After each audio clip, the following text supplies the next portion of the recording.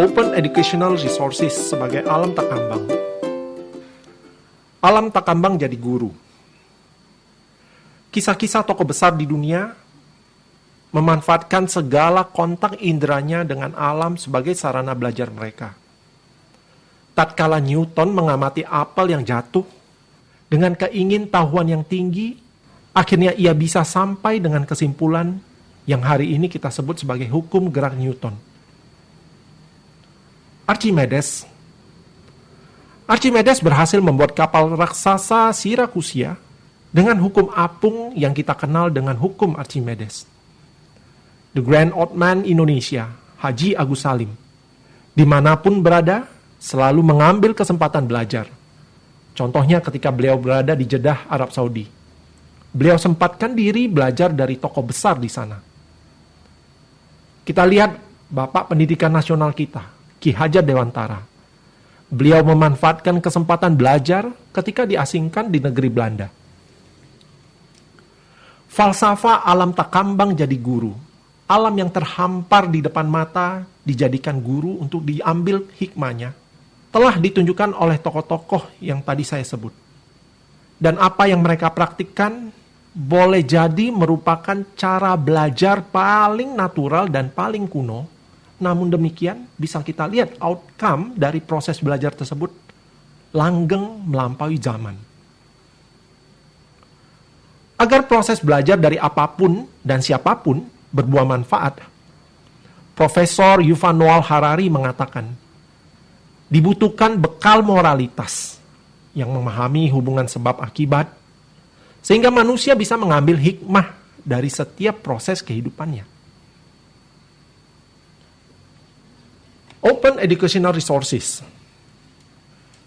Teknologi Informasi dan Komunikasi, TIK, telah mendorong terciptanya budaya berbagi karya digital secara online. Budaya berbagi melalui TIK telah menciptakan suatu ekosistem pertukaran informasi dan pengetahuan. Sering kita mendengar seorang berkata, cari saja di Google, atau di googling saja. Seolah-olah semua persoalan, pertanyaan, dan pemecahan masalah bisa ditemukan jawaban atau solusinya dengan bantuan mesin pencari seperti Google. Pemanfaatan internet bisa lebih dari sekadar menggunakan mesin pencari untuk mencari jawaban. Menjadi suatu keniscayaan bahwa pendidikan dan TIK telah melahirkan sumber-sumber belajar yang tersebar di internet.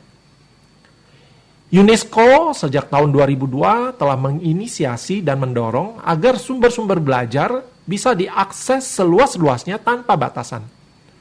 Bisa disebarluaskan ulang dan yang terpenting, gratis. UNESCO menyebut usaha ini sebagai program Open Educational Resources, OER. Program OER ini melahirkan Massive Open Online Course atau MOOC yang mendorong munculnya kursus-kursus online seperti edX, Coursera, dan Khan Academy. Ini bukan sembarang kursus. Setelah mendaftarkan diri di situs seperti edX, kita akan disodorkan dengan beragam tawaran mengikuti program belajar tema spesifik dengan dosen-dosen dari berbagai universitas kelas dunia semacam Harvard University, MIT, Boston University, dan bahkan Sorbonne University, Paris. OER bukan hanya marak di pendidikan tinggi. Di ranah pendidikan dasar, OER semacam Khan Academy menyediakan berbagai sumber belajar yang bisa membantu peserta didik menguasai materi pelajaran. Pemerintah Indonesia sendiri, lewat Kemendikbudristek, menyediakan OER dalam platform yang disebut Rumah Belajar. OER sebagai alam tak kambang.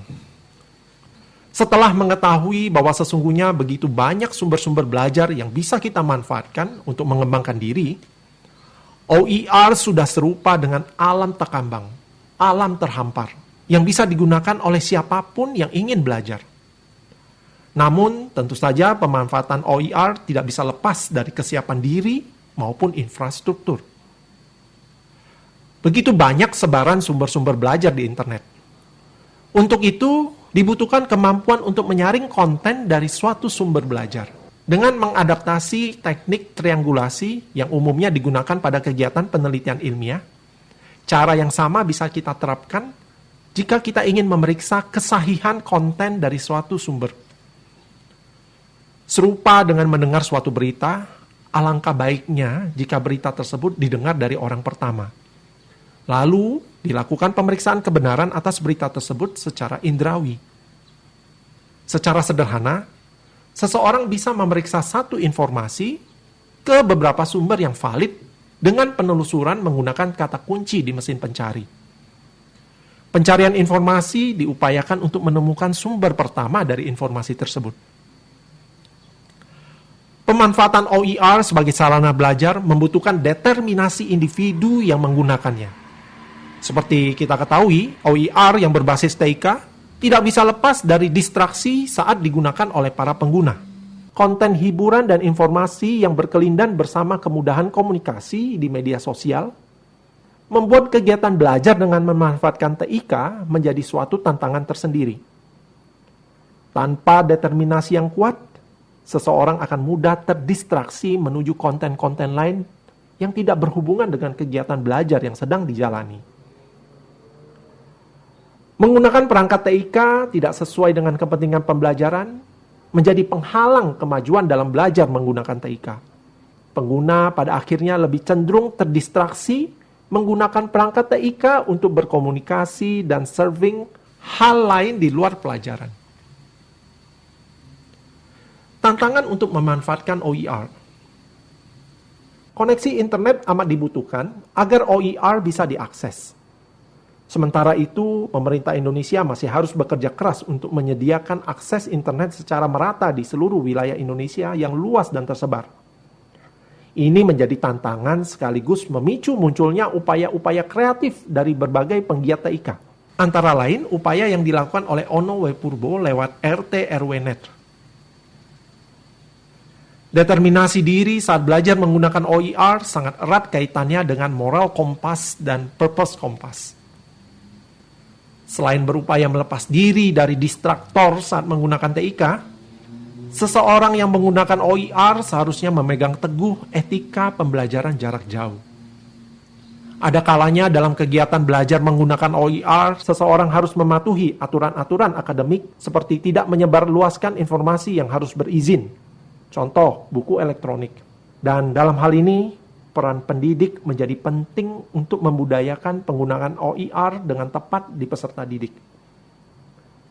Pendidik bisa menggunakan OER sebagai pendampingan proses belajar dan sekaligus mendorong peserta didik memanfaatkan OER sebagai sarana mengembangkan diri di bidang lain yang tidak terakomodasi di dalam kegiatan kurikuler. Selama OER yang tersedia lebih banyak dalam bahasa asing, contoh bahasa Inggris, maka jelas kesempatan belajar dengan OER lebih optimal tatkala seseorang menguasai bahasa asing tersebut. Kenyataannya, menurut satu lembaga penyelenggara pendidikan bahasa Inggris, kecakapan bahasa Inggris sumber daya manusia Indonesia masih tergolong rendah. Pada tahun 2021, peringkat English Proficiency Index Indonesia ada di peringkat 80 dari 112 negara. Atau peringkat 14 dari 24 negara di Asia. Akibatnya, kesulitan untuk memahami konteks dari sumber belajar dalam bahasa asing harus disiasati dengan bantuan penerjemahan yang penuh keterbatasan. Keterbatasan itu berupa keterlambatan dan keakuratan. OER sebagai solusi memajukan pendidikan Indonesia. Dunia pendidikan telah dipaksa untuk beradaptasi dengan keadaan. Disrupsi teknologi telah mempercepat digitalisasi di dunia pendidikan. Hal yang dibayangkan terjadi 3-5 tahun mendatang telah terjadi hari ini. Investasi TIK dalam pendidikan di masa pandemi semakin meneguhkan integrasi teknologi dalam pendidikan. Saat ini sudah terdengar beberapa peserta didik dan orang tua yang menyatakan lebih memilih pembelajaran jarak jauh sebagai pilihan utama untuk belajar ketimbang harus hadir in person di sekolah. Mereka menilai bahwa tugas dan fungsi belajar tetap terpenuhi lewat PJJ, pembelajaran jarak jauh. Tentu saja banyak beda pendapat tentang hal ini. Ada pihak yang menyatakan bahwa kehadiran di sekolah untuk belajar lewat interaksi langsung dengan pendidik dan peserta didik justru merupakan pengalaman belajar yang tidak boleh diabaikan. Terlepas dari beda pendapat tersebut, ada satu keniscayaan, bahwa pemanfaatan teknologi sudah menjadi bagian dari penyelenggaraan pendidikan. Pemanfaatan OER diharapkan bisa mengakselerasi peningkatan mutu pendidikan di Indonesia. Melalui penguasaan teknologi dan bahasa, OER bisa menjadi solusi peningkatan mutu pendidikan kita. Selamat menjelajahi alam takambang di dunia maya. Selamat mengembangkan diri melalui OER.